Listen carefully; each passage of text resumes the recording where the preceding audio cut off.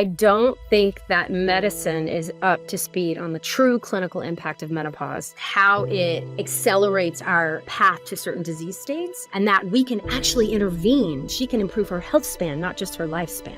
Women are living longer, but in many ways they're living sicker, especially in the last 1/3 of their lives. Why is menopause not important? Why is this part of my life not as important as when I was in my reproductive years? People need to understand how society thinks about the aging woman, how we think about it ourselves. I'm the doctor in charge of these menopausal women, and I think I've been failing them. If what you're doing is not working, you must change the path. What are menopausal women most likely deficient in? Let's start there. If we don't educate the next generation, they're not going to be prepared. We have a window of opportunity for protection from certain diseases, and we need to start having this conversation now. Dr. Mary Claire Haver, welcome to the podcast. You know, one of the most mind-blowing facts that you've been shouting from the rooftops that will surprise a lot of people when they hear it is that, yes, women are living longer. And there's a but though, but they're not living as healthy as they could be, especially in the last 1/3 of their lives. Tell our audience what you mean about this. You know, that statistic, I learned about that actually fairly recently. I knew that, we lived about 4 to 6 years longer than our male counterparts. But what I didn't realize the statistics would support is that 20% of our lives are lived in poorer health than males. So men just kind of live and then die. We have this protracted period of progressive frailty, dementia, and we're much more likely to end up needing long-term care than our male counterparts. And, so my big focus now when I talk to my patients in clinic is they're looking at their mothers, their aunts, the women in their family and how they've aged. And they're like, a lot of them are really scared and like, what can I do now? Nutrition, health, recommendations, whatever, so that I can limit my time of needing long-term care. We're going to jump around a little bit in this interview, but I want to get started at the beginning a little bit from part of the story that I'm starting at.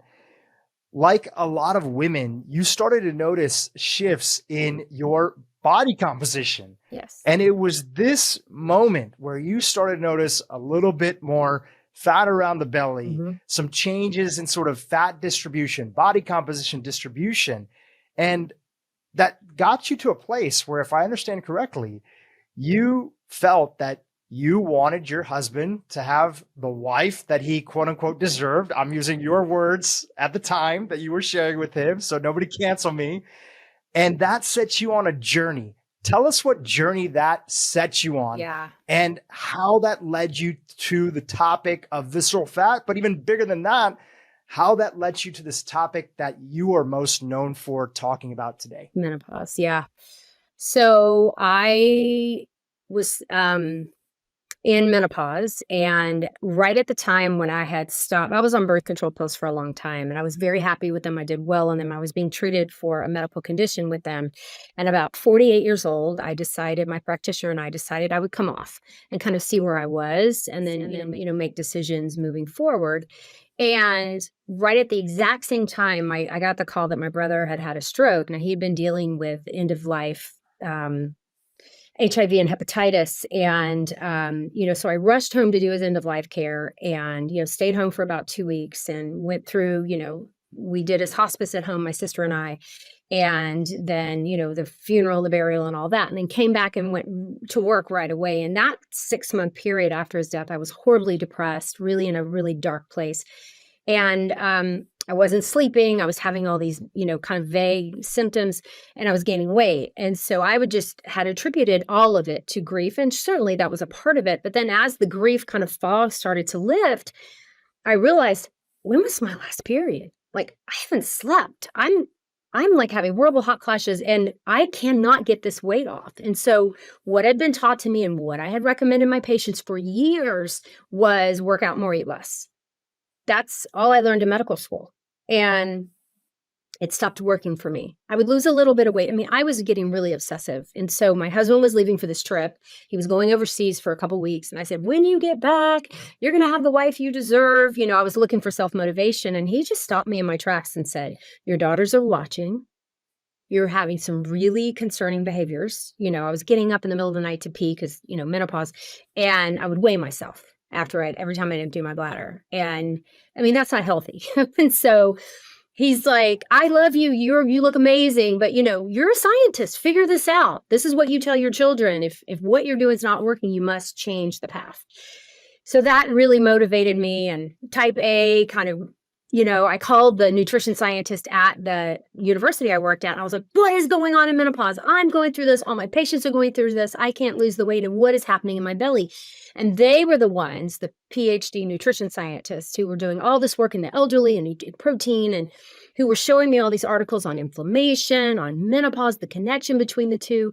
And then, you know, how nutrition really plays into this. I'm like, how did I not know this? So I just kind of start down this rabbit hole of how to get the weight off, what's going on with my belly, but it just blew up into this much bigger picture. And I'm like, I'm the doctor in charge of these menopausal women. And I think I've been failing them. You know, outside of a very, very, very tight conversation about possible hormone therapy, but you might get breast cancer, which turned out to be totally wrong. I really wasn't shepherding this women at all at this point in their lives. So that really started my path. Picking up from there and zooming back out, this really led to a much larger conversation around the changes, the unique changes that women's bodies go through. And one of the things that you talk about as a medical doctor is that so many women, forget about men, men are not taught about anything about women's bodies, but even women themselves are not taught about this stage that happens in a woman's life, where isn't just menopause is one thing that all of a sudden one day you wake up and you're in menopause. It's actually this whole period that leads up to it. So describe this stage of life for women, and all women will generally be going through this thing. And more importantly, describe the implications of the fact that society, medicine, and education has not properly educated the entire public or devoted scientific research to help people understand how to personalize and optimize this stage of life. So when we talk about medical education and menopause, for my own, and when I polled doctors and health, you know, clinicians across the country, we might get an hour maybe of anything to do with menopause. And it's like your period stops and your estrogen declines. That's all. And then in my OBGYN residency training, I think when I look back, I probably had about 6 hours of training, and I trained from 98 to 2002. Now, from about 2005 to about 2015, I was a residency program director in charge of the curriculum. So I got my orders from the American Board of OB-GYN, and I had to make sure that our learners, you know, our residents, were covering all these basics. There was a very small menopause curriculum, but we didn't have required clinics. So I'm just trying to have your listeners understand the lack of education and training. If you go right now to PubMed, which is Google search for doctors, you know, and clinicians, it's a repository of really good medical research. And you type in the word pregnancy, 1.1 million articles come up. And these are important. In fact, pregnancy is very important, and we need to have healthy pregnancies. So, you know, but when you type in the word menopause, it's 94,000. So that's greater than 10 to 1. And that's 10 to 1 of brain power, research funding, emphasis, education. And it made me think, now that I'm in this phase of my life, and I will be in this phase of my life for the rest of my life, why is menopause not important? Why is this part of my life not as important as when I was in my reproductive years? And that's what I think people need to understand, how society thinks about the aging woman, how we think about it ourselves. We're not educating ourselves. We're not talking about our experiences because we're embarrassed and ashamed. And I think it's ridiculous. So let me educate your listeners as to what menopause actually is. And I don't think most people understand. So number one, the difference between males and females. So if you're born with testicles or you're born with ovaries, you know, of course, those organs are different. They both contain what in medical we call germ cells, you know, and in the ovary, it's egg, and in the testicles, it becomes sperm. That's our genetic material. Men have the advantage of making their genetic material fresh every day, pretty much from puberty till death, okay? Females are born with all of their eggs. We reach our maximum eggs at 5 months in utero. So think about it. You, Drew, were inside of your grandmother. Your half of your DNA was inside of your grandmother. I mean, it's kind of amazing to think about it. That's how far back this goes. So when a female is born, she has about 1 million to 2 million eggs. Okay. By the time she's 30, she's down to roughly 10% of her egg supply. And by the time she's 40, she's down to 3% of her egg supply. Menopause represents the end of the amount of genetic material we have available, and that we can no longer ovulate because there are no more eggs. That is what the physiology of what menopause actually is. That is represented by less than 1% of our premenopausal estradiol, the most important estrogen hormone in our body, less than 1% of our progesterone levels, and about a 50% decrease in our testosterone levels because our ovaries, that factory is shut down. Now we lose the eggs because they're old. They decline. They're aging twice as fast as the rest of our body. And we lose about 11,000 each month trying to ovulate, trying to make that egg. Perimenopause is so each month when we're premenopausal, when we're a normal, healthy woman, has a regular cycle roughly once a month, our hormone levels and the stimulating hormone levels look like an EKG. We have rises and falls that are very predictable at certain times of the month and that repeats month after month after month. In perimenopause, because the egg quality and supply is getting so low, the signals in the brain are struggling to get the ovary to do its job. It takes longer. It takes more hormone to get it done. The stimulating hormones have to be higher. So we see delays in ovulation, and then we see these big surges of estrogen and big drops of estrogen. Progesterone takes a while to catch up, and then we don't have enough. So perimenopause begins this zone of hormonal chaos, and that is when the symptoms begin. Post-menopause is no more eggs, no more estrogen, no more progesterone, or no more estradiol, no more progesterone that's clinically significant, and much less testosterone. Let's talk a little bit about the hormones and the breakdown of them and tie that into this sentiment that you hear from so many women as they start to approach menopause, they're in perimenopause, and they're thinking about this, and they're saying the same thing. All of a sudden, what was working for me before is no longer working for me anymore. So what's happening in the body that's taking place? And that's the story of so many women that are out there, including yourself. Most healthy women can develop some type of homeostasis, meaning some kind of balance that they're able to maintain their health. They're, outside of injury or illness, they're kind of maintaining their weight, their health, their mental health. Everything's kind of cruising along. Life's throwing them punches. They're dealing with it. Everything's going. Somewhere in their late 30s to 40s, their resilience starts changing. Now, why is that? Because what I talked about before, we're now entering perimenopause. Your body has estrogen and progesterone and sex hormone receptors in every single organ system, and it is used to working at certain levels and certain times of the month. And now that goes cattywampus.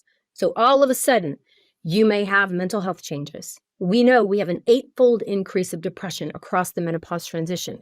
All of a sudden, you're having brain fog. Your executive functioning, cognitive abilities you can't count on them anymore. All of a sudden, our musculoskeletal system is affected. We have joint pain. Estrogen is a powerful anti-inflammatory hormone. All of a sudden, we're starting to have ringing in the ears because the way that the crystals form, if I understood this better, I'm not ENT, so I'm, we knock off more crystals in our ear due to the declining estrogen levels. All of a sudden, we can have vertigo. Again, with the crystals in the ears, all of a sudden we're having palpitations. The vasomotor symptoms can directly affect the sinoatrial node, and the lack of estrogen can cause inflammation around that node, which controls our heart rate.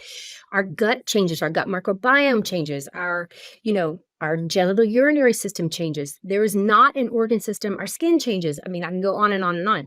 There is not an organ system that is not affected. So I have women all the time who say, I didn't have menopause. I didn't have any symptoms.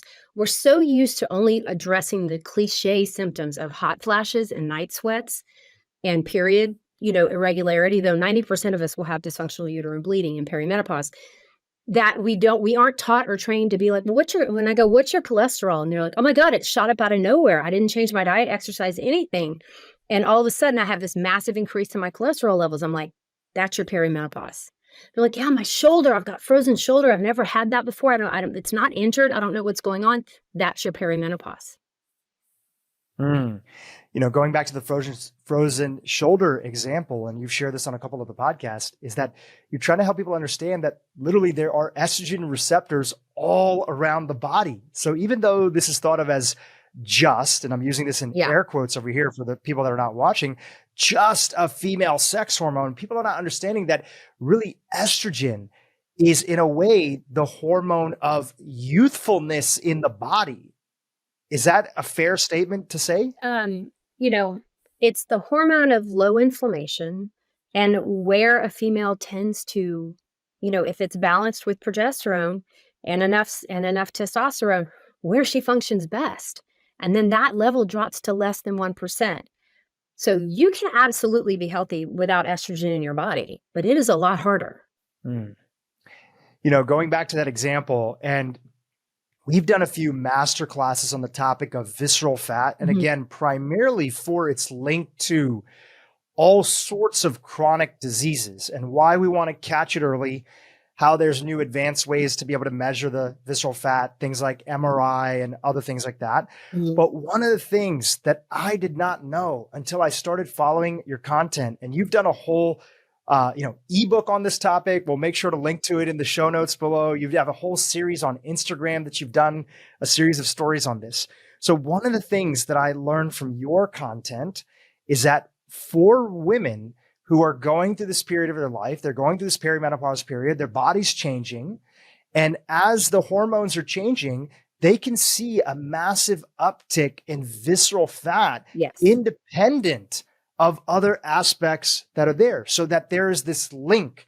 And why you're highlighting this as being so important for people to pay attention to is that so much of the advice, as you've shared, you've given to patients in the past too, is, eat less and exercise more, is not keeping into consideration these shifts that are taking place hormonally. Can you expand upon that? Sure. So a woman premenopausal, so no changes in hormone levels yet, on average has about 8% visceral fat.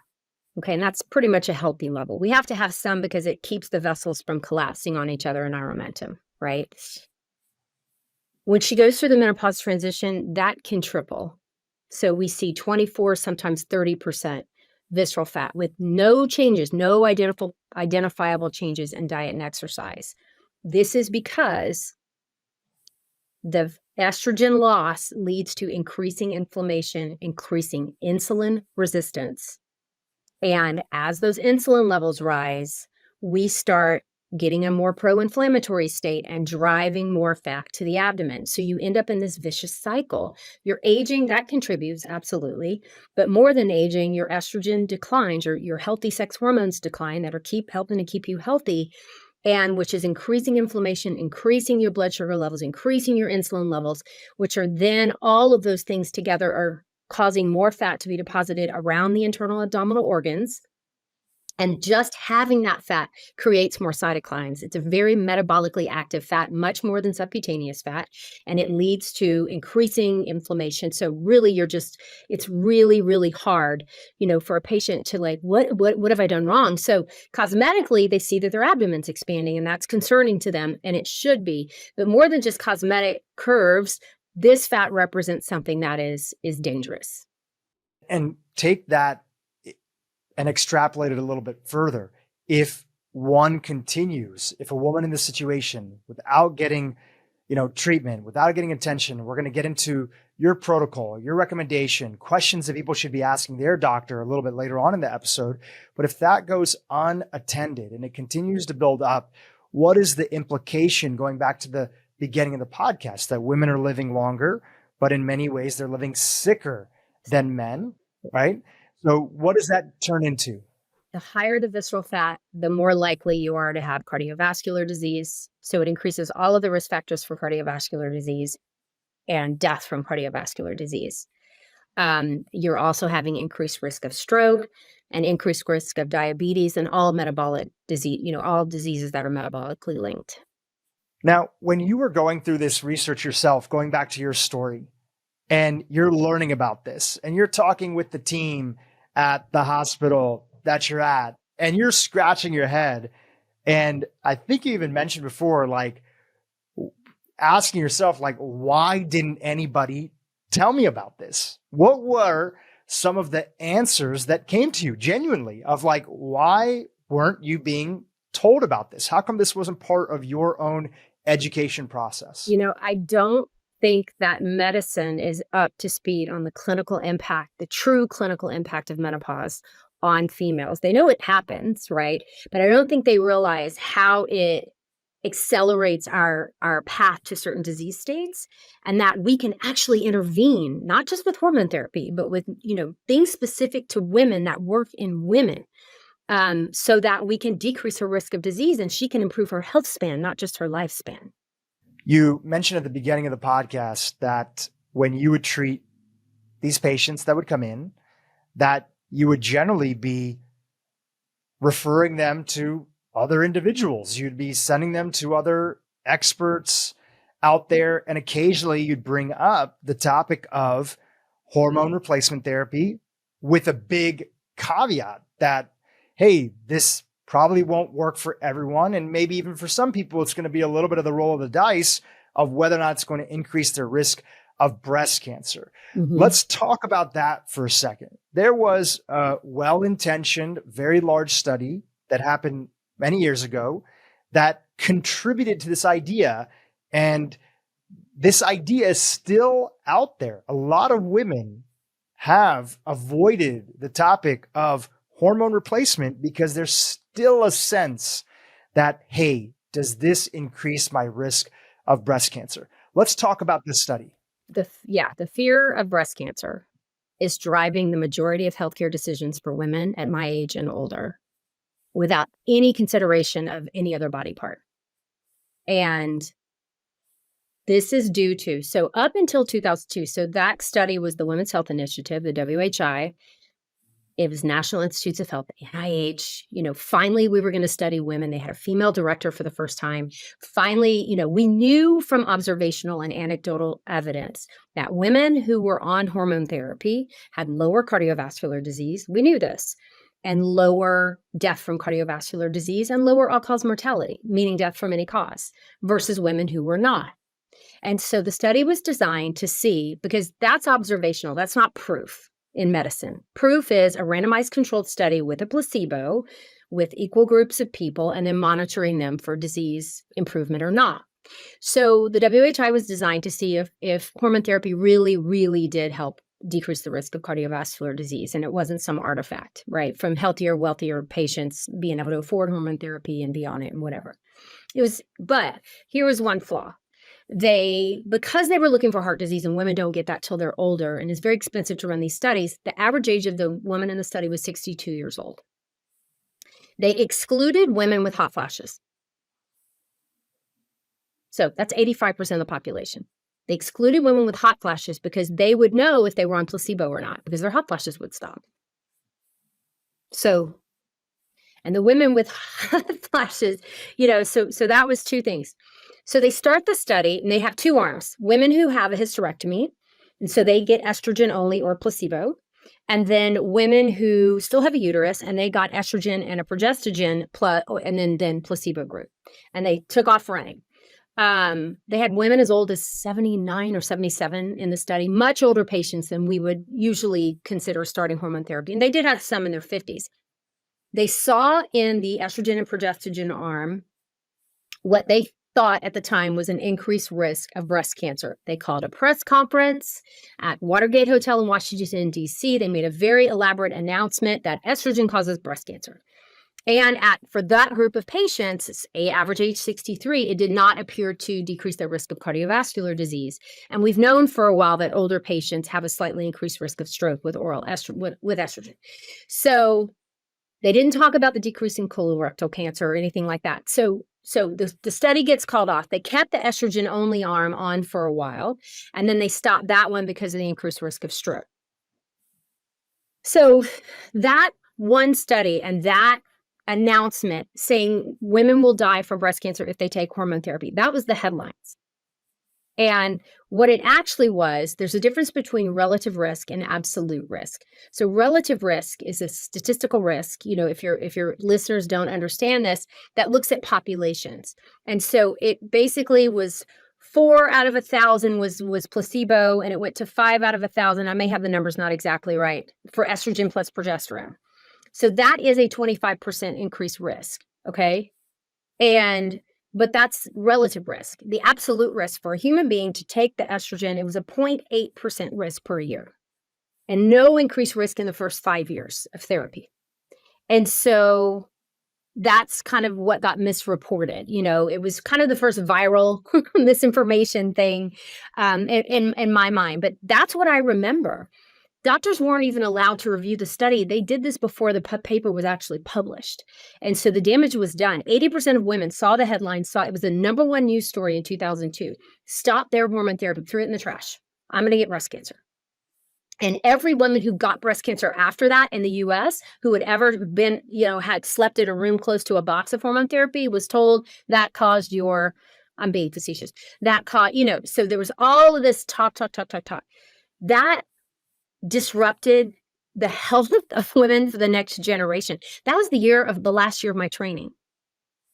And wow. I was terrified to prescribe hormone therapy. Like I was doing something wrong. I couldn't convince her otherwise to do it. Now they've stratified the study. If you start hormone therapy within the first 10 years of your menopause, you have a 50% decreased risk of cardiovascular disease per year. Okay. The risk of breast cancer is statistical at best and not for the estrogen only arm. Estrogen feeds a breast cancer. It's not carcinogenic. The highest of women's estrogen levels ever are in pregnancy. And it's the extreme rarity that a patient will develop breast cancer during her pregnancy. So that's not the conversation. And all of the protective benefits of estrogen, it will always protect your bones. It will always protect your general urinary system. If you take it within 5 years of your menopause, you're going to have a decreased risk of dementia and Alzheimer's. So we have a window of opportunity for protection from certain diseases. And we need to start having this conversation now. So important.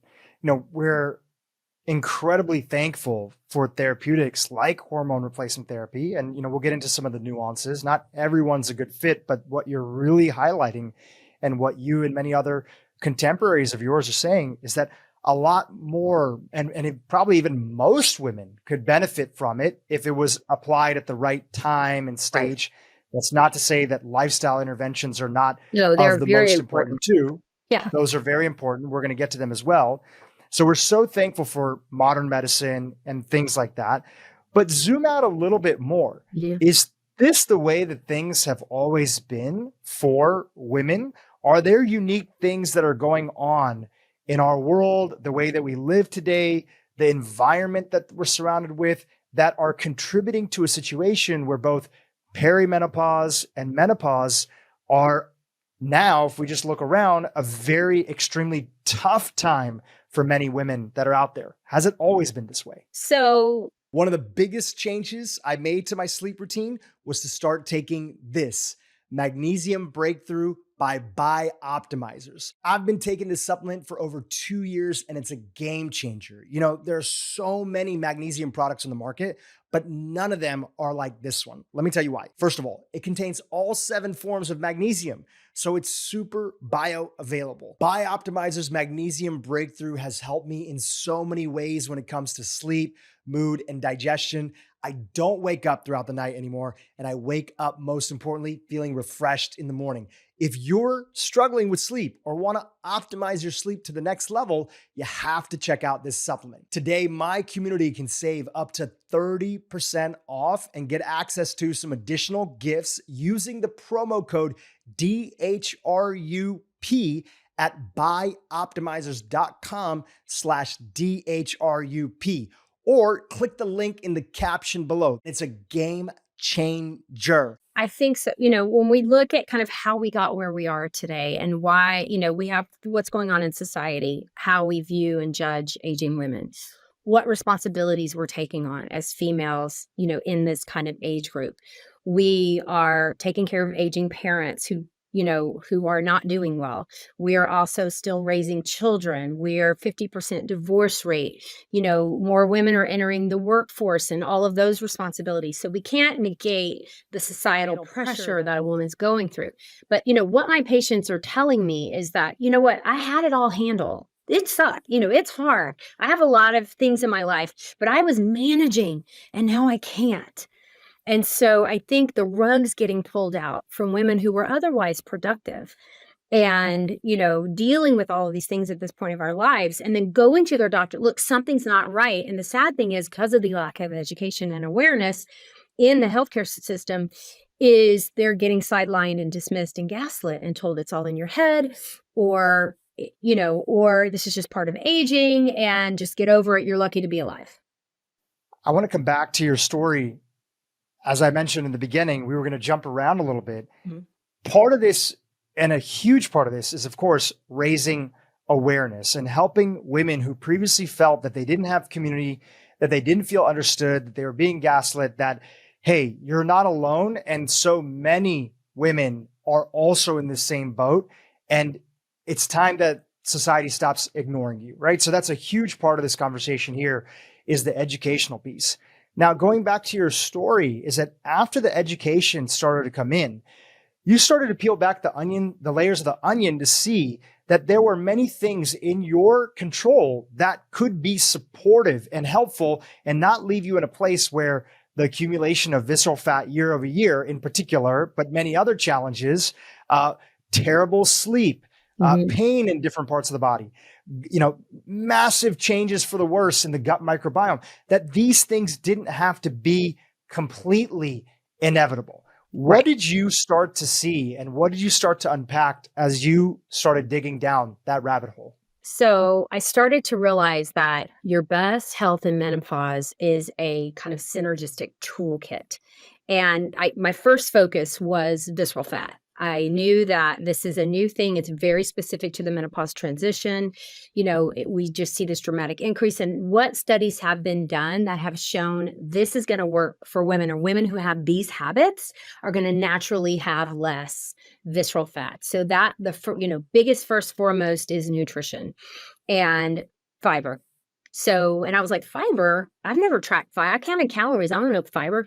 Women who consistently get 25 grams or more of fiber in their diet per day have less visceral fat, which leads to less inflammation, which leads to lower blood sugar, which leads to, fiber feeds the gut microbiome, moves the stool through quicker, decreases the rate of glucose absorption into the bloodstream. I mean, it works in so many different ways. And I was like, okay, let me start talking to my patients about this, talking about it on social media. Added sugars. I know through the keto movement, good and bad, that there was a lot of demonization of sugars. Well, turns out when you look at the nitty gritty data, it's not sugars as much as added sugars, the sugars added in cooking and processing. And so people who were kind of leaving fruits and vegetables behind are scared of them because they lost weight on keto, were really worried. I'm like, listen, those sugars are packaged around fiber and vitamins and minerals and nutrients. A handful of berries is very different than a handful of candy, even though they may have the same amount of carbs. And so, looking at things nutritionally. So women who have less than 25 grams of added sugars in their diet per day have less visceral fat, have less inflammation, all that stuff is measurable. Movement. So this goes across the board, but most women in my generation are pretty good about cardio. I was a cardio person. I worked out to be thin, and I equated my thinness with my health, even as a physician. And that is such a mistake. And that is a conversation I have with my daughters, my patients, anyone who will listen to me is strong over skinny. We move our bodies to be strong. We do cardio for strong hearts. There needs to be a point, but where we're failing our generation is resistance training. I didn't pick up weights till I was in my 40s, not seriously, and I'm now doing progressive load weight training. I have a person helping me so I don't hurt myself, but my muscle mass is going to determine my resistance to frailty as I age. It's going to determine my resistance to insulin, as I age. And so helping to reframe that for my patients and my followers has been just key. That's incredible. I want to unpack some of the ones that you've shared, and then I have a couple questions on some other categories that are there too.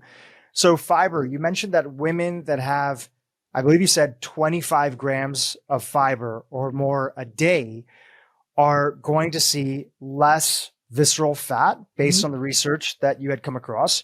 Just to contextualize that, depending on the age group, because it's different for different age groups that are there. But in America right now, I think that the average, although there's no average, but there's, different subgroups that are there. But the closest that we could get to the average from what I've seen that's been shared is that many people are having less than 10 grams of fiber. And some people, I think it's the lower 30% of the population, and I'll fact check this and put it inside the show notes afterwards if I misspoke, my apologies, but it's a lower percentage of the population that's having less than 5 grams of fiber a day, which is kind of crazy. Like 5 grams is not a lot of fiber that are there. Living in a food desert is tough. And, Yes. having access to fiber-rich foods, which often have to be fresh or prepared from scratch, is really difficult when you're forced to rely on processed foods due to convenience or whatever. It really, really is difficult to get that amount of fiber in your diet per day. Yeah. Is there a component of sort of naturally people hear about how protective something like fiber could be, and that's the one thing that they hear and they start running with it. Is there sort of a dose dependency here that you recommend to people that, we just want to make sure we're getting good and adequate amount of fiber that's there? It's not that we're asking people to necessarily get up to like 100 grams of fiber. No. So there was a recent study that came out that looked at fiber intake and cognition scores, and this is in patients in their 60s and 70s. And the people who had the highest amount of fiber, up to about 32, 35 for women, it kind of tapped out, the benefit tapped out there. So, men started, like for us, it's 25 for females. Males, it's 32. You guys are bigger, you need more. I don't read a lot of studies done on men just because that's not my jam, but I did come across that data. So in the cognition studies, it did tap out for females at about 35 grams. They were reaching their maximum benefit for cognition. Fantastic. So you talked about strength training, and part of strength training and part of this conversation here is also the question about protein. And a lot of people, women included, were under eating, as we're starting to understand and sort of pull from a lot of the new research that's out there, under eating on protein, and protein being an important part of the muscle synthesis aspect of our life, and avoiding that frailty that unfortunately becomes inevitable for people who are under eating, not working out. And then, of course, dealing with all these untreated issues when it comes to perimenopause, menopause, eventually. Is focusing on getting high quality protein a part of your protocol and program? Yes. So I have a body scanner. I have an electrical impedance scanner in my office. DEXA's MRI would be gold standard. I can't afford that for my patients, but and the DEXA is the next best thing. Again, huge machine, very, very expensive. So this was the next best thing that I could afford for my office, and it's pretty good. And so I'm able to sit down and have a conversation around muscle mass and visceral fat with my patients to kind of guide, I give them nutritional goals based on that. But, not to completely malign the Women's Health Initiative, they followed those women for a long time, and we've got some really good data coming from that. One of the best things is they looked at frailty scores and protein intake in the women. And so the ones who had, so this is kilograms, this is in metrics. So the women who ate 1.5 to 1.7 grams of protein for every kilogram of her lean or ideal body mass had the lowest frailty scores, regardless of how much she worked out. And I thought that was huge because the FDA only recommends 0.8. I mean, that's enough to only keep you out of a severe kwashiorkor or deficiency state. And so, but if you want maximum, so when I'm talking to patients, and I know that Gabrielle, Dr. Lyon, she recommends 2, and so I'm like, most of my patients are coming in at 0.6 to 0.7, 0.8 maybe when they hit the door because they've been dieting to be thin and they're frustrated and everything. I'm like, listen, this protein is going to be critical to you. And let's make that let's make our nutrition protein centric. Let's start with the protein goal. We're going to fill in our carbohydrates, our healthy carbs, and our healthy fats around that. But let's focus on protein and start doing some resistance training. And let's see what's going to happen with this muscle mass that you have, especially when they're coming in already sarcopenic, and showing signs of frailty. We're having a very direct conversation around that. Fantastic. So we've got the exercise piece. We've gotten, the fiber piece, which is a core pillar of something that you talk about. Mm-hmm. You've talked about protein a little bit. You also are helping a lot of your community, which is a very challenging thing because it's a little bit of chicken and egg situation. You're helping your community and the people that listen to you talk about the importance of prioritizing sleep and removing things that disrupt sleep quality. It's so challenging because a lot of women, I know my mother went through this. I know my older sister is going through this, who you met at South by Southwest. Shout out to my older sister, Herschel, who helps me with the podcast. They start to notice in this perimenopause period of their life that their sleep quality starts to go down. Mm-hmm. And the same way that they were sleeping before, the same things that were making them feel recovered and feeling great the next day, all of a sudden that routine doesn't work. So it's a little bit tough. You both want people to put emphasis on sleep, but you're also recommending them potential tools, tips, and mindset recommendations to help them with the struggling and the changing dynamic of their sleep. Can you chat about that? So the hormonal disruptions are huge for the majority of women. Sleep disruption the sleep disruption could be hot flashes are waking you up, night sweats are waking you up, like the temperature dysregulation. That's a big part of it. But some women never have a hot flash and just wake up at 3:30 in the morning. So we begin the discussion around sleep hygiene. Are you cooling the room down enough at night? Is your partner snoring? Are you being, having to get up to go to the bathroom? Like, we're trying to remove those obstacles that are waking her up. Alcohol is really sleep disruptive, especially for those of us, the vast majority of us. There's new research emerging on this, but it seems that we're not processing alcohol quite the same as we used to. And we're having different, and so in my life and with a lot of my patients, not all, if we choose to drink at night, we have wine at dinner, and for some it's 1-2 glasses, whatever, but there's this new limit that gets set. I can't have one glass of wine without knowing I'm going to wake up at 3:00 in the morning and maybe not be able to go back to sleep. So for me, it's a choice. Am I choosing to drink or am I choosing to sleep? And so framing it in that way has really helped me. Another thing I want your listeners to understand is sleep apnea is a much bigger problem than we realize in women because we don't snore as much.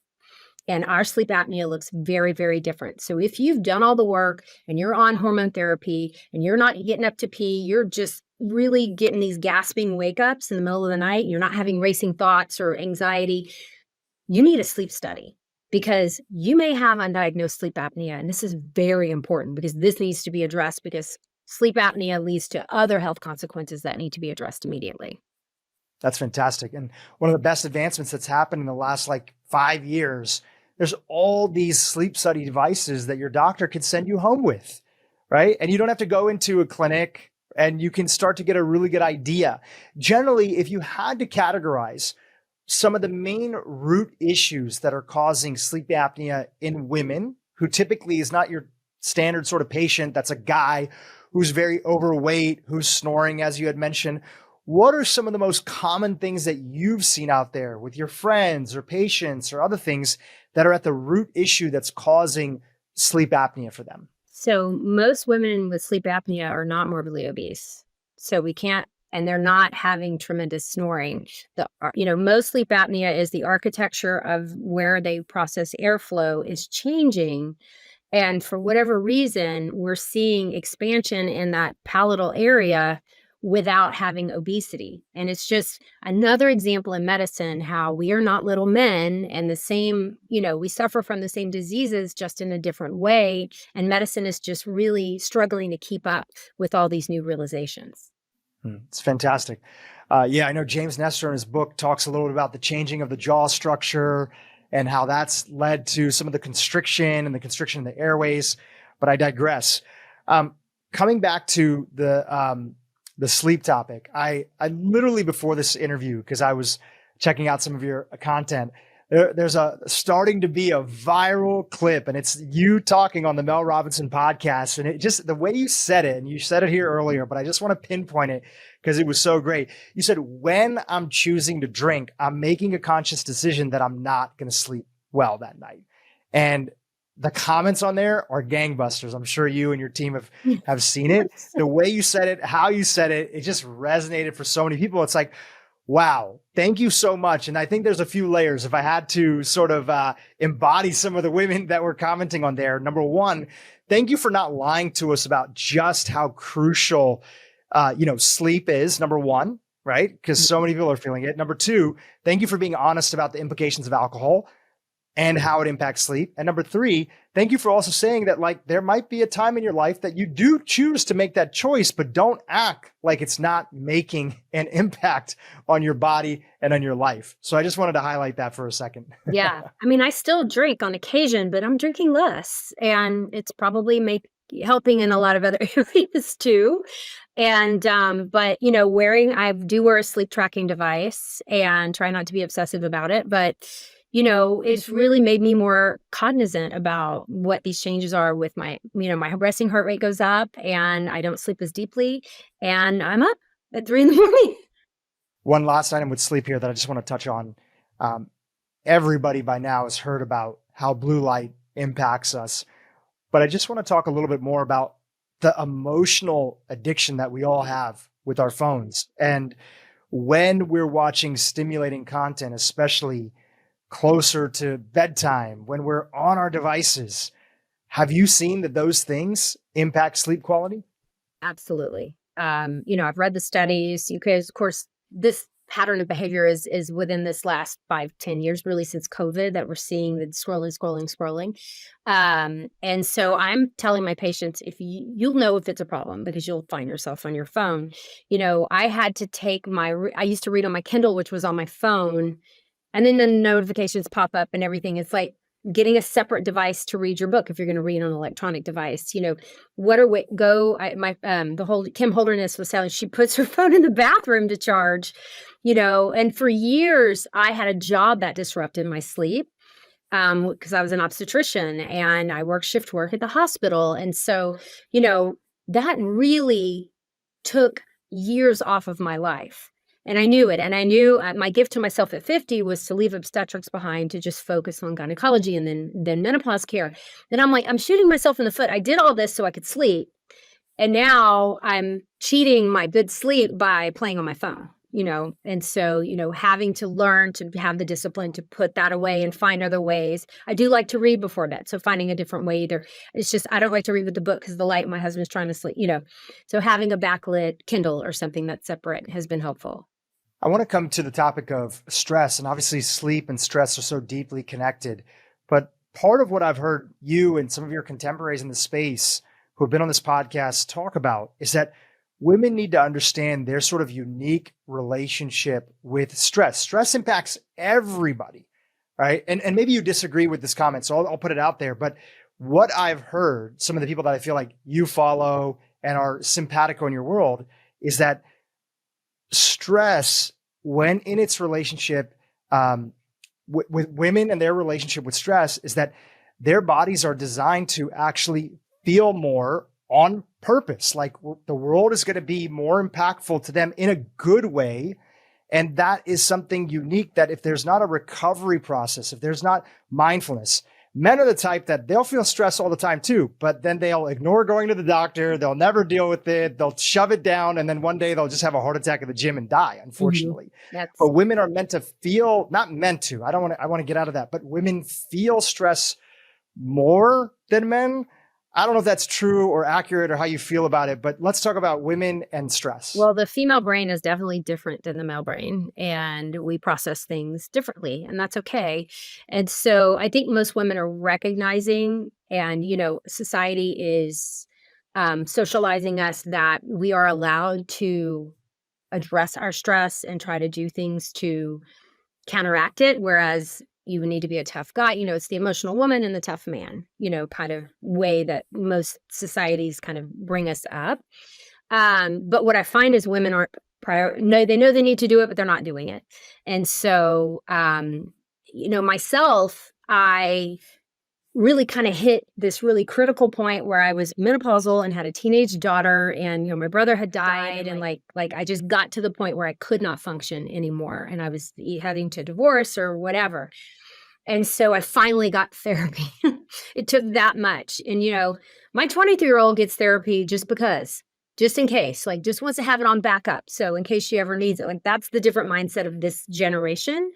And so I learned about mindfulness and journaling and, things that will work for me. And so what I tell my patients is what worked for me may not work for you, but you need to find the time and prioritize yourself to put your own oxygen mask on first, because who is going to take care of you when you break?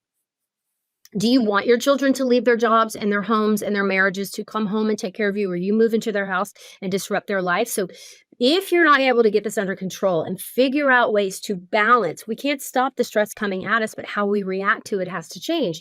That is going to contribute to you not, breaking early. So it's all part of the synergistic thing of if we don't address how our body reacts to the stresses in our lives and how we manage that, you're going to end up in the nursing home sooner. Well said. And I just want to say, my audience who knows me well knows that if I sounded like I was fumbling on that last question, I probably was. I was trying to figure out the right way to ask it. But really the larger context of it is going back to this thing that you said earlier, is that women are not little men. And as a contemporary of yours and a friend, I think, Dr. Lisa Mosconi says, we cannot be practicing bikini medicine. We have to be treating men and women differently for their unique biological needs. Of course, stress impacts everyone. We want to mitigate it. We want to reduce the amount of stress that's there. And there's this component where we're going to have to contextualize it. Of course, based on people, every person is different. Just because somebody's one gender and somebody's another, there's going to be differences that are there. But largely because women's health has not gotten the attention that it's deserved, they've gotten ushered into this thing of, well, we're just going to treat them as little men, as you've mentioned. I mean, we were excluded from studies from 1983 to like 96 because we had hormones and they didn't want to disrupt them. I mean, it came out of the thalidomide study where there were some birth defects that were horrific. And so that scared everyone. So they said no one of reproductive age could be in a study just in case we would have this thing happen again. I think that was a very reactive response to something terrible that happened. But what it did is it left females out of studies, clinical studies, for a significant period of time. So most of the cardiovascular drugs that are on the market now, all of that was really never tested significantly in women. And one of the most shocking examples of this that I can tell you is, we all know that women present differently than men with heart attacks. It takes longer for them to get diagnosed in the ER and all those things. So when a woman has high cholesterol, she is routinely recommended a statin today, okay? When you go back and look at the cardiovascular literature, and this is published in the American Heart Association Circulation Magazine, there is not a single study that shows a benefit to women to take a statin to prevent a heart attack or death from a heart attack, primary, okay? There are secondary. But we recommend it all the time. Turns out bile acid sequestrants might be a little bit better. We have other options, but they're automatically put on a statin, even though it's never been shown to protect her. You know what protects her? Hormone therapy, if given when she's young enough. Much more than a statin to protect her from a heart attack. When I heard you first share that example, I had never heard of that. And I just thought, wow, this is crazy that even somebody like me, who's not a clinician, not a researcher, but I consider myself I consider myself a professional amateur. I think about health a lot. I get to interview incredible experts like yourself. I'm reading books all the time. And I had not heard that. And it just made me think, oh my gosh, what the hell else have we all not heard? Which is obviously why we're so excited to have you on the podcast today. I want to pause for a second on the protocol. We're going to come back to it because we still have a few other areas that we want to cover, including some of the ways that supplementation can be beneficial on top of all the lifestyle recommendations that you had. And I want to go to this story that I heard you tell. And it was the idea of a WW. WW. And let's talk about that. What's a WW? And tell this audience this story. So when I was in my training program, so I'm done with medical school and I'm a brand new intern and I've got my long white coat for the first time and we're doing our gynecology rotation. So we have multiple years of training. Okay. And it's very hierarchical, fourth, third, second. So I'm a first year. So we get to gynecology clinic, and this is back when we had paper charts. And so there's stacks of charts, and the upper levels, the fourth and third years, run to the charts and they start pulling the surgery cases. They want to operate. They have to get numbers. They're cowboys. They love to, break and fix things. And that leaves everybody else left for us, the interns. And so one of these long, tall cowboy, boot wearing, great guy, but he said, hey, and he looked at the chart and he said, you got a WW in room 13. Good luck with that. And I was like, and so one of my coworkers said, that's a whiny woman, a whiny woman. And basically, I didn't know what that meant. And I just thought women were whiny. I mean, for my entire life, most of my medical training, that women, and that was kind of like beat into us from the medical system. No one wrote it in the chart. No professor ever said that to me. It was just this kind of lore that was passed down that women get to a certain age, they have multiple vague complaints. It's just this time in their lives. Just pat her on the knee and tell her it's going to be okay. And this is normal. And it's like headaches and weight gain and not sleeping well. And she's a little bit depressed. And, and that, I mean, it took me like reading through. And one day I'm sitting at my desk writing the new book. And I was like, oh my God. Like, that was menopause. Like, that was perimenopause. And it took me years to get that out of my head. I mean, to this day, when I have a patient with multiple vague complaints, I have to pull myself back and like mantra, believe her, believe her, believe her. Don't automatically dismiss, no matter how complicated or confusing or dramatic she seems, this is a real person with real complaints. And so, and if she was Caucasian, it was a WWW, a whiny white woman. So I asked other docs across the US. So they're called whiny gynies in other areas. I mean, it's a thing. So in my generation. Now, my daughter would never stand for that. She was raised very differently than I was.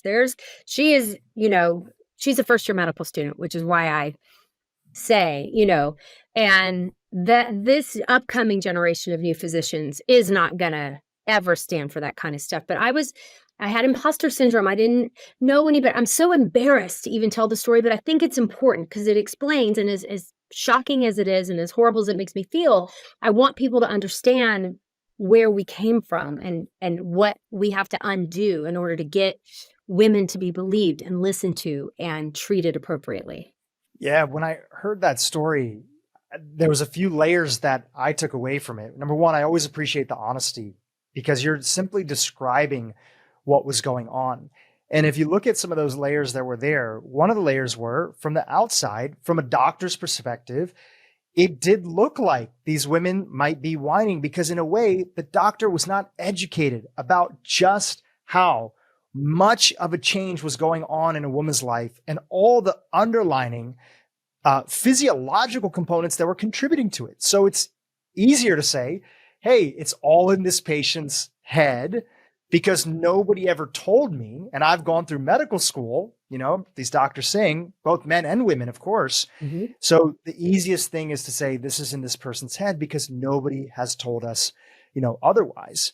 And, we were never taught how to connect the dots of these. So what's happening today is women, and I was a terrible menopause provider, total honesty, for probably 15 years. You've got headaches, let's go see neurology. Oh, you've got palpitations, let's go see cardiology. Oh, and we just weren't taught that all of these things together rule out the big stuff. But then let's talk about menopause and give her a trial of therapy before we go down this wild goose chase and spend tens of thousands, millions of dollars on workups she doesn't need. You were talking about all the different ways that the body changes when estrogen and the loss of estrogen takes place. One of the ones that actually, again, another thing that I learned from you that blew my mind, you talked about the loss of estrogen will change a woman's gut microbiome. Mm-hmm. What did you find out about that space and what are some of the implications of that change? So the Zoe Predict study, which is still ongoing, they were really the first ones where they had been following women and following the gut and getting stool samples and tracked women from pre through peri and post and saw that the gut microbiome approaches that of a man. And so we have a very female gut microbiome specific, heavier, very diverse, heavier in certain lactobacillus and other, specific microbes. And then it starts shifting and changing through the menopause process to one that is less healthy. We are enjoying a certain amount of health benefit with estrogen and being female until we go through menopause. And then we catch up with men and pass them up in our health span. Mm. On these shifting changes, again, I'm highlighting out. This is not to steal your punchline. I just want to make sure that all the punchlines that I took away from all your content, your incredible Instagram, which if everybody's not following you, please make sure you follow. I have the link in the show notes below. You have great content on there. But okay, another thing that I learned is that there's a reason why hot flashes became the defining sort of symptom when it came to menopause. Can you explain that? Because you can't blame it on anything else. So there's nothing else that causes hot flashes except for maybe tuberculosis or really high fever. And you can rule that stuff out quickly. And 85% of women will have them, and they'll have them in menopause. So it became the defining, and it became, hormone therapy was developed to stop a hot flash. The dosages, whatever, it was not developed to stop a heart attack. It was not developed to keep your bones strong. It was developed to stop vasomotor symptoms, which are not the only medical indication for, and so it's just fascinating to me that immediately a physician, if they don't know better, will dismiss 9 out of 10 of her changes as something else, something different, or all in her head. But hot flashes you can zoom in on. Before we get into some of the nuances of hormone replacement therapy, I want to talk about the topic of supplementation. Mm-hmm. And supplementation can be one of those things that can help people bridge the gap. And you're very clear on your end that it's on top of all these incredible lifestyle recommendations, nutrition, movement, stress modulation, and recovery, emphasis on recovery, and sleep is a big part of that as well too. So you have to have those basics that are there. Community, if we want to add that in as well, community and love. So what do people need to know about supplements, especially for those that are in menopause or on their way to menopause in that perimenopause period? So to date, there is no magical cure for menopause. No supplement is going to increase your estrogen levels. And if anyone's making that claim, that's a red flag. Okay. However, you can support your body through this change with the loss of estrogen. And people who have healthier diets, healthy lifestyle tend to have less classic symptoms of menopause. And one of the things, so when I talk about supplementation, I'm like, what are menopausal women most likely deficient in? Let's start there. And so they're most likely going to be deficient in fiber. So I have them track their fiber intake. And if they're consistently falling short and they cannot hit it with food through, they're allergic or whatever reason, then we talk about supplementing. I really, really push for them to get to 25 on their own and then go ahead and supplement that last 10 to 8 grams with a fiber supplement. Number 2 is 85% of my patients are deficient in vitamin D, and that's pretty consistent. We have a huge vitamin D, not just low, deficiency in the US. And I try to get my patients above 60. Their blood levels consistently above 60. And so most people are going to need a supplement to do that. Why is that? Because we're protecting our skin, rightly so, again, from the sun, from skin damage and skin cancer.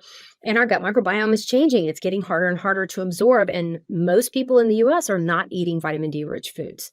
And they're not readily available. You'd have to eat a ton of salmon, a ton of fatty fish, and that is just not something that's on the palate of most Americans. So, certainly if you can get those vitamin D levels up naturally, yay you. But that's great, but most people can't. So that's one of the big things. I have a few supplements that I recommend for my patients. With that vitamin D, I'm adding K for increased bioavailability. I also throw some omega-3 plus D in there. Omega-3 for the anti-inflammatory benefits. So, in my nutrition training courses, my professor was always like, just try to get something rich in vitamin D in your diet every day. So just try to get something rich in omega-3 in your diet every day. That's your push. So I talk to my patients about that. Now there are I really like turmeric. Not used in a lot of in the US for cooking. It's popular in other cultures. It's a really powerful antioxidant, anti-inflammatory, food product. And so I often recommend, especially if they can't take estrogen, we may want to consider this because it's been shown to help someone with hot flashes. It's been shown to decrease visceral fat because of the anti-inflammatory component to it. That's fantastic. I've also heard you talk about the importance of magnesium. Mm-hmm. Do you want to touch on that for a minute? Yeah. So mag is one of the minerals that, when we get a blood level, there's fat soluble vitamins K, A, D, and E. And those, when we get a blood level, we know that's kind of representing a level they've had over time because it's stored in fat. The others are water soluble. You pee them out every day. So it's possible to have a high mag one day, a low mag the next day, and just a one-time mag level is rarely diagnostic of a chronic mag deficiency. So I have my patients, again, track what they're eating. How much mag are you hitting every day? Remember, FDA, that's to keep you out of deficiency. I try to push my patients to get higher than that. Mag is also medicinal. So meaning at higher doses, it can do things besides replace what's missing. So higher levels of mag can help with calmness, can help with, SSRI resistant depression. People mag theranostate, they do really well with that. When people are struggling with sleep, I'm often recommending a magnesium supplement for that. Fantastic. I want to come back to one more thing that we talked about at the beginning of the podcast. I've heard you share, and you shared it earlier, I believe. You said, it's not all calories, and you're also not arguing that calories don't matter, right? Is that a fair statement to say, that if I understand kind of your viewpoint? Law of thermodynamics. Yeah. Yeah, law of thermodynamics. From your understanding, when a woman's body starts to notice and see this internal major drop in estrogen and the other fluctuations in hormones that are taking place, and they see this redistribution of, let's say, they start to see this gain and jump in visceral fat, which you talked about earlier.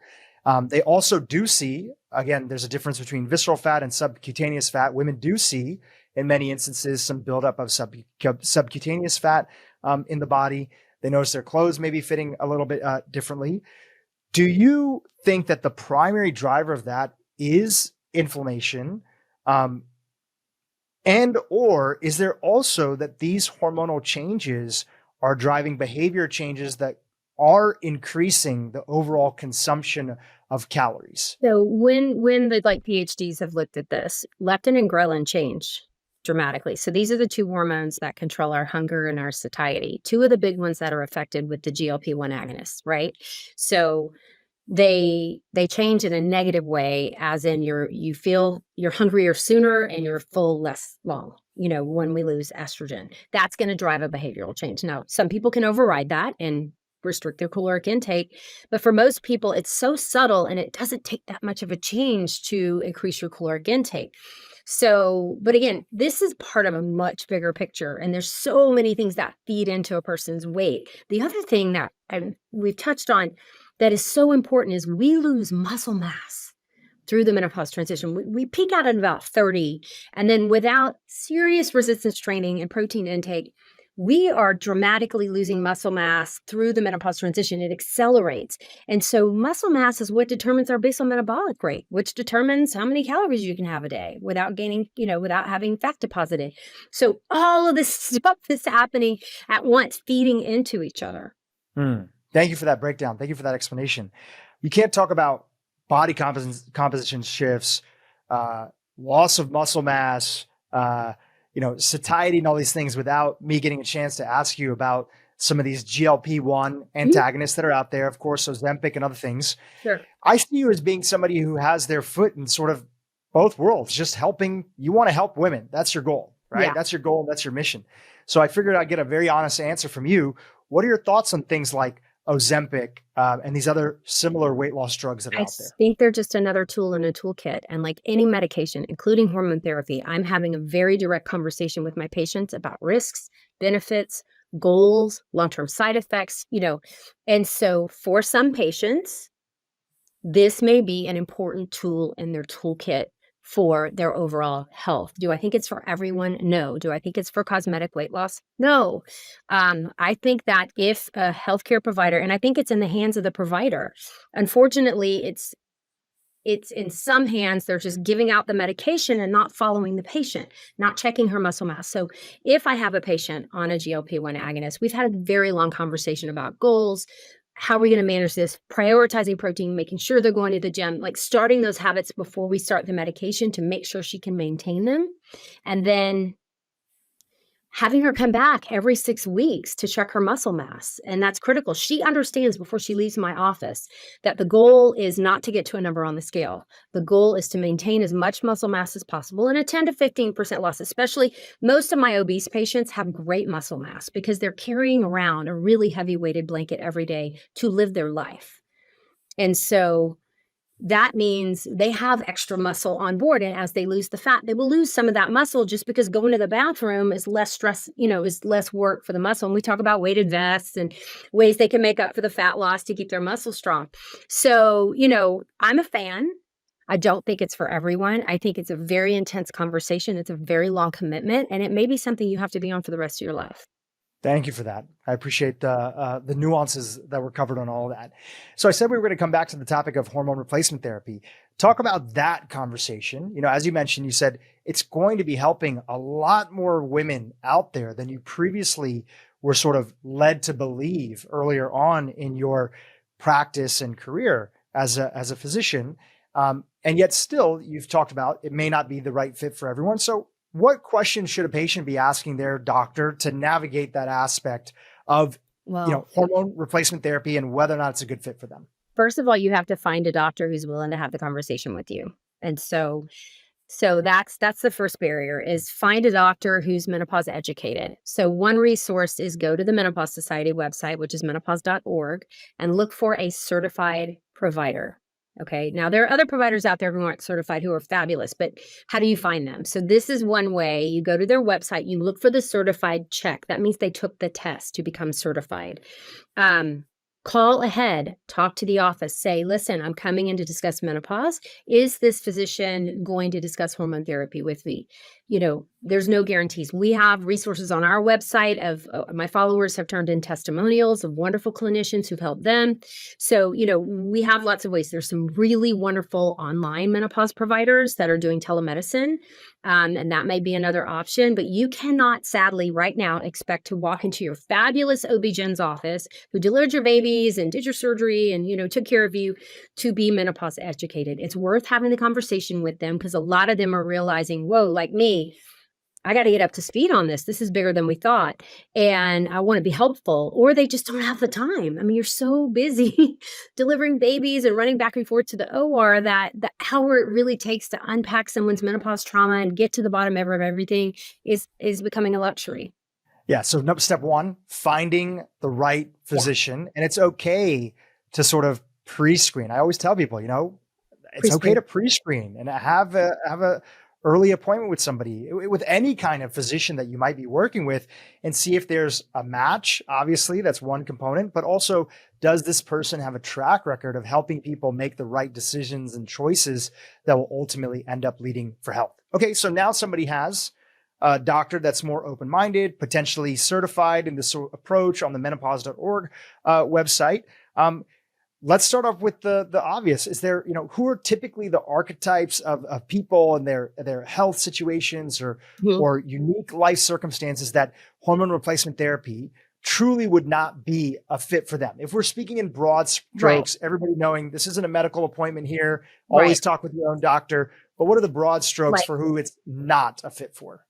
So there are absolute contraindications to almost every medication. So for menopause hormone therapy, so specifically talking about estrogen plus or minus progesterone, we are anyone who has undiagnosed vaginal bleeding, meaning if you have postmenopausal bleeding and it's not been evaluated, if you have dysfunctional uterine bleeding, like something is off with your periods, this could be malignancy or hyperplasia. We don't want to feed that with hormones. We need to go get that tested, evaluated. Most likely it's not that.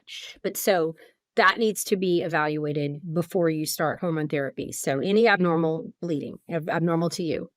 The second is an active hormone-sensitive cancer. So if you have active breast cancer, if you have active endometrial cancer, if you're having active ovarian cancer, you are not a candidate for hormone replacement therapy at this point.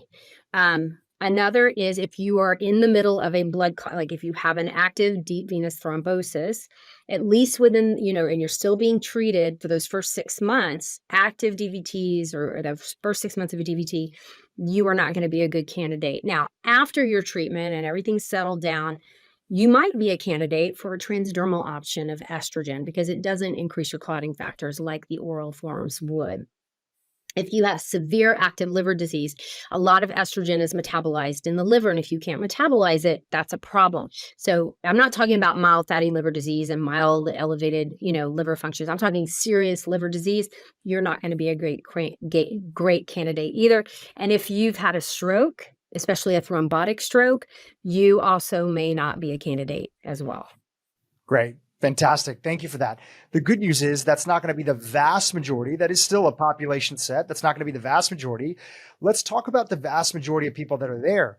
When individuals are now choosing, and let's say they've decided to go down this pathway, of course, again, I'm starting at the basics here for a lot of people that don't know about these things. And also too, the men, because every man that's here has a mom, has a woman in their life that they love, has sisters, has cousins, has friends. So the more educated we all are on this topic, the better off the entire world is. How is the doctor sort of determining what is the right makeup of what drugs you'd end up getting when it comes to hormone replacement therapy? Sure. So we look at estrogens, we look at progestogens, and we look at androgens when we're talking about replacing hormones. So the primary hormone and where most of the research is done and the safety profile is done on estrogen. So we'll start there.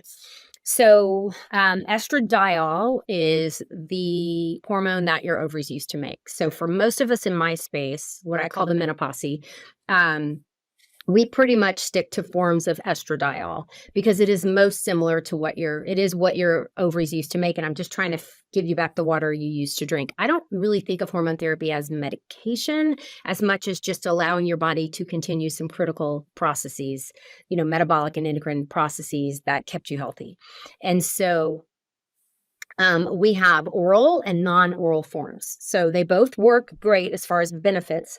But oral does seem to carry a slightly increased risk of blood clots, maybe 7 or 8 out of 10,000 per woman, but we can negate that increased risk with a non-oral formulation. So for most of my patients, I start with a transdermal option, usually a patch. I have several strengths, they're FDA approved, they're generic, they're very affordable, and people can use their insurance to get them. Now, for progesterone, if you have a uterus, progesterone is mandatory. If you don't have a uterus or you have a Mirena IUD or a Skylar, a progestin-containing IUD, it's optional. And so we found that progesterone is actually really helpful for sleep, also helpful for nighttime racing thoughts and anxiety, and can be really calming. So for those patients, I'm often recommending oral micronized progesterone. You never want to do a transdermal progesterone. Again, we're going with the body identical type because it's a humongous molecule and it does not absorb through the skin. So those of your listeners, if anybody's been prescribed progesterone cream, that is probably not your best option. If you're also on estrogen, I would call your provider immediately. You are not protected against endometrial cancer with that. Testosterone's a little different. We don't have an FDA-approved option for testosterone for women. There are men's, of course, available. So if you are in a state where it's easier to get the T-stem or the gel in the men's option and your insurance will cover it and the pharmacist will actually prescribe it for you, in Texas, it's tough. Nobody likes to get involved in women's healthcare more than a Texas state legislator than a Texas state pharmacist. They like to put up a fuss for things. So to get around that, because it's not made for women and they're very uncomfortable prescribing it, I will often do a compounding option of a cream, which absorbs very well through the skin and is very safe. Fantastic. Last item that I want to, touch back to on this topic of hormone replacement therapy is that really when you intervene, and the age is a big part of this conversation that's here. Just retouch on that topic, Sure. In the context of us talking about it as an intervention. So as far as long-term protective health benefits, we have to look at things a little differently instead of how old, how young. It's your time away from estrogen where the disease processes accelerate and start. The way I explain it to patients, we don't want to put estrogen on top of cardiovascular disease, pre-existing cardiovascular disease. You don't want to put estrogen on top of a stroke or a vascular issue in your head, or dementia. If you're already having plaques or vascular dementia, you don't want to give a patient estrogen for that. It's better at prevention than cure. And so the younger you start, the closer to your natural menopause or even in perimenopause, the better your outcomes are going to be for all of these disease states. And so when we reach maybe around 60 or 10 years from natural menopause, we start losing the cardiovascular benefit of protection. It doesn't mean it's not safe. It just means I can't tell a patient, I can decrease your risk of cardiovascular disease at this point. What I'm also doing is getting a full lipid profile with an ApoB, with an Lp(a), maybe ordering a calcium cardiac score so we can make sure that there's no calcifications in her carotid artery, in her arteries around her heart, or in a carotid, so that, that makes me feel better that we're not, potentially increasing risk there. That makes sense. So if a woman's been on hormone therapy and done well and has not developed any of these diseases, I will continue her hormone therapy as long as she wants. So I might die with an estradiol patch on. I'll be lucky if I don't develop a contraindication. I have no intention of taking estrogen out of my life. I want to live a long, healthy life, and this is part of it.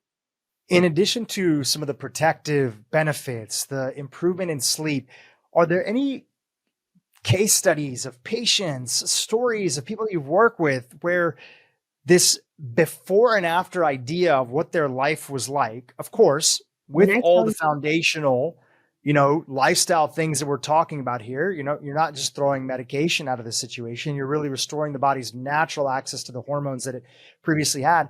Are there any stories that come to mind or examples that you might want to share with our audience? So yesterday I got a package at my office from a patient who came on the menopause cruise with us, and the package was for my staff, little tiny sweet gifts. I mean, that we don't expect that from our patients, but she wrote this letter that was incredible. And I get these types of letters all the time, every day, of her quality of life, how she looked at herself, her body, her future has dramatically changed. It's not about a bikini.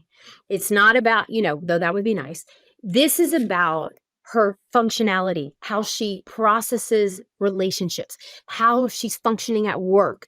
Her level of stress is down because she's not worried about, her cholesterol being so high anymore. Like, we are seeing improvements across the board. Patients are much healthier.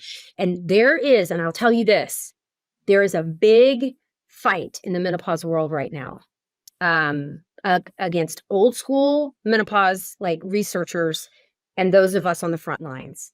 And we are not standing for it. They're just published in The Lancet, which is a big British medical journal, that, the headlines look great. The conversation around menopause has to change. And it was the most misogynistic, paternalistic thing I've ever seen. Basically, at the end of the day, only if she has severe hot flashes should you give her estrogen. She just needs to suck it up and get on with it and learn how to live without estrogen. And we are putting our foot down on the front line. We have over 300 signatures on this thing. We've written a rebuttal. And this is not what's happening in clinical practice. These women are thriving. They're getting their lives back. They are so happy. All aspects of their health are better.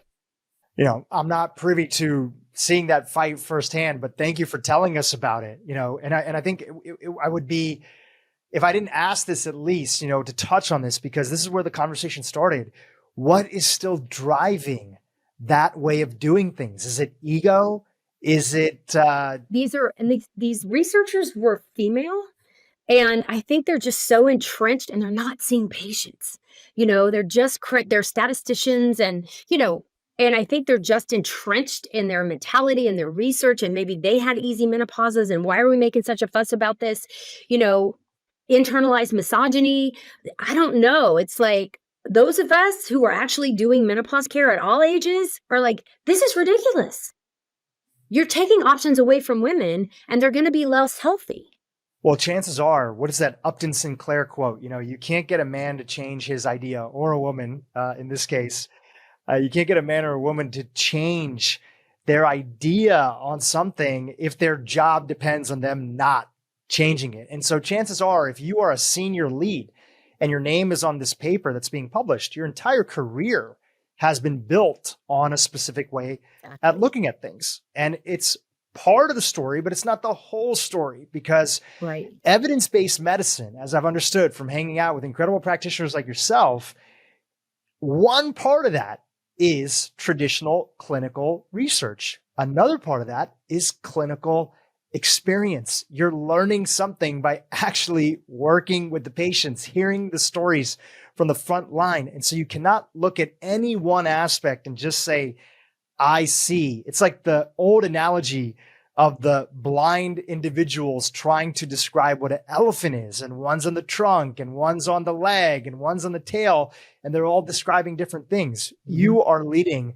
a movement of women and the men who love and support them, of course, to say that it does not have to be this way. There's a different way to exist, and you're doing it through community, and you're doing an incredible job. One last item on that topic of community. You've shared how it's so important for women to understand that you don't have to suffer in silence. Like, go and start talking about this, meet other women, connect other women. Any lasting tips that you want to share on that topic of community and how it's so important, especially for this demographic and population, either in menopause, postmenopausal, or even in perimenopause? You know, so many of my patients now can't tell me what their mother's experiences were because they didn't talk about it. Or, you know, these are things we don't talk about in our culture, in our family, you know, and their mothers couldn't even tell them when they went through menopause. It just was this fugue state. And that they realize that we have to change. It's time to tell our stories. This is an important part of our story. And if we don't educate the next generation, they're not going to be prepared. And most of the regret I see in my patients now who are menopausal is that they weren't prepared. They had no idea all these things. They just thought it would be a few hot flashes and they'd miss their period and it would be over. And they had no idea that it could catastrophically affect so many aspects of their life. And that, you know, if they just would have known, they would have been prepared, like known the questions to ask, you know, had this army of information behind them so that they could go in and advocate for themselves. Incredible. Incredible. Well, one of the ways to begin that process of community is you are bringing an incredible group and people together just through your own books, social media, online experience. I'd love for you to share, Dr. Mary Claire Haver, how can people keep in touch with you? But not only that, be a part of this community that you're building. So we have thepauselife.com, which is our website, and we have a community link there where we're sharing stories and information and tips and free resources there. You can follow me across all social media channels, pretty much. Except Twitter. I just never got to that one. But Instagram, Facebook, and TikTok and YouTube are my biggest ones, most active ones, where just lots of information and videos, and you'll see comments and see other physicians I'm trying to elevate because they're doing important work as well. Lisa Mosconi absolutely is one of them. Gabrielle Lyon, you know, there's so many of the Menoverse and the Menopause that we're all fighting together to get to the same thing, which is to get women to their best health for the last third of their lives. Well, you did it today on this podcast here, and you definitely have made the lives of our audience better. Thank you again for being on the podcast today. And a big shout out to my sister, who was really, your name had come across my desk a few times. I hadn't even seen one of your pieces of content, but I didn't really, you know, sometimes you don't get how good a TV show is until somebody says, hey, listen, I know you gave it a shot, but let me tell you why you really have to sit down and watch this. And that was my big sister, who I love and adore, Herschel, who really, really presented your work in a way where I was like, oh my gosh, this is like a whole movement. So thank you to my big sister for introducing me to your work at a level that just got me so excited. Well, thanks for having me. It was incredible to share the menopause message with your audience. Hopefully they'll learn something and be able to be better advocates for themselves. Hey, YouTube, if you enjoyed what you just saw, keep watching for more great content on how to improve your brain and your life. Perimenopause can go on for quite a while. So I started around 35 and I'm now 56 and I am still in perimenopause.